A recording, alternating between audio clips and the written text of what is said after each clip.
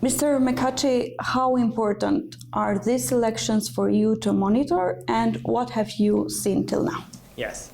So I would say that all elections are important, and we appreciate the opportunity to be here to observe these upcoming local elections. I mean, when, elections are important because this is the time when citizens have a chance to vote or to participate, to be candidate, and to elect their representatives to be able then to make decisions that have an impact on their life. In this case, it's about the local level. So for us, all elections are important, and that's why last June, ODIHR conducted what we call a needs assessment mission to decide what type of observation, if any, would be made. And so we are here now to observe the upcoming elections, and we will observe in the whole process until election day, and potentially also for second round. Pre-campaign has started months ago in North Macedonia. That is somehow illegal because the missions and the institutions can't really track the financing and how the money is spent during that period. Do you see a problem there? So we observe, as I mentioned, elections, before the campaign, during the campaign, election day, and also following the campaign. So this is the standard practice that we will continue to follow also for North Macedonia. We have been here, that is why we have been here since September 5th. And that is before the start of the official campaign. So we have been able also to observe some of the pre-election campaign. But as you mentioned, it is true that it is illegal to do pre-campaign activities. And we have observed by some interlocutors that some of the candidates have been campaigning also during that part. So this is something that we will assess at the end of the election process in our also preliminary findings and conclusions, which we will publish on the day after election day. Also regarding campaign financing, we have talked to a number of interlocutors, and including from the oversight institutions. Many people think that there are some issues with the campaign financing oversight overall, in terms both of legislations and some gaps which exist in the legislation, but also considering the capacity of the oversight body. So this is something that we will reflect in our preliminary conclusions. What do you think about the rhetoric that political parties and the candidates are using during this campaign? Yeah. Keeping in mind that there is sometimes hate speech, maybe, in some occasions not really wise political words or some things like that. How do you see it?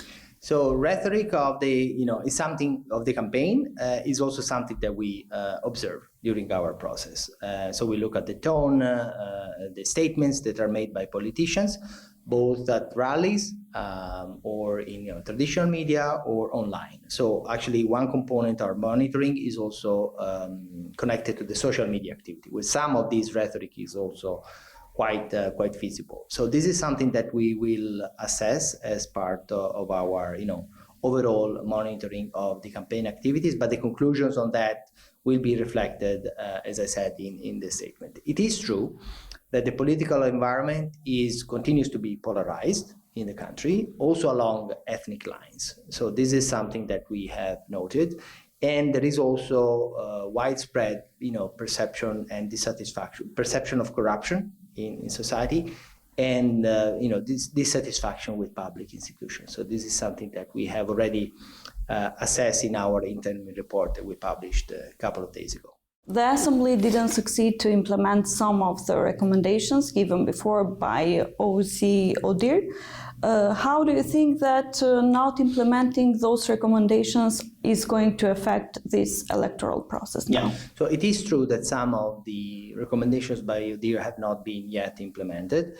And this is part of our work here, is also to assess, of course, to observe how the law of the country is implemented, the compliance with international standards and international democratic norms, which, as I said before, are there to allow citizens to participate and to express their vote freely. So this is part of our assessment.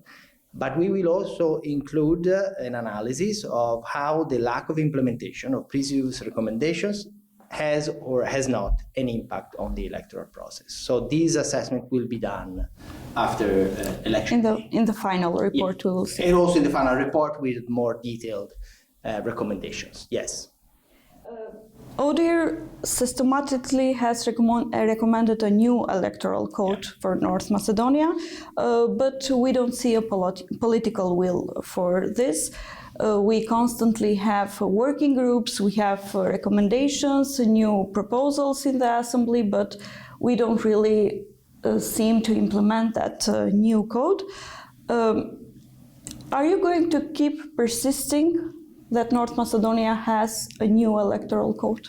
So our job is basically to provide the best technical support to all institutions and, at large, to North Macedonian society to make progress on democratic norms, specifically when it comes to elections. So this is something I can tell you that ODIHR will continue to offer our cooperation to the authorities to implement the recommendations that have not been implemented.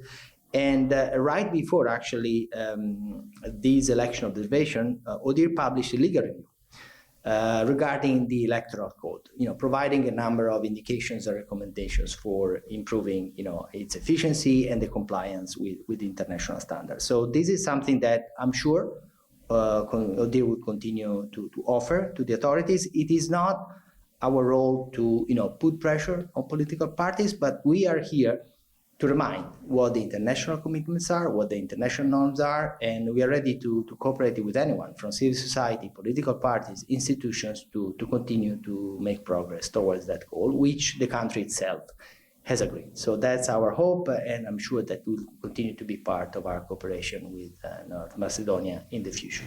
Thank you so much for this interview. Thank you.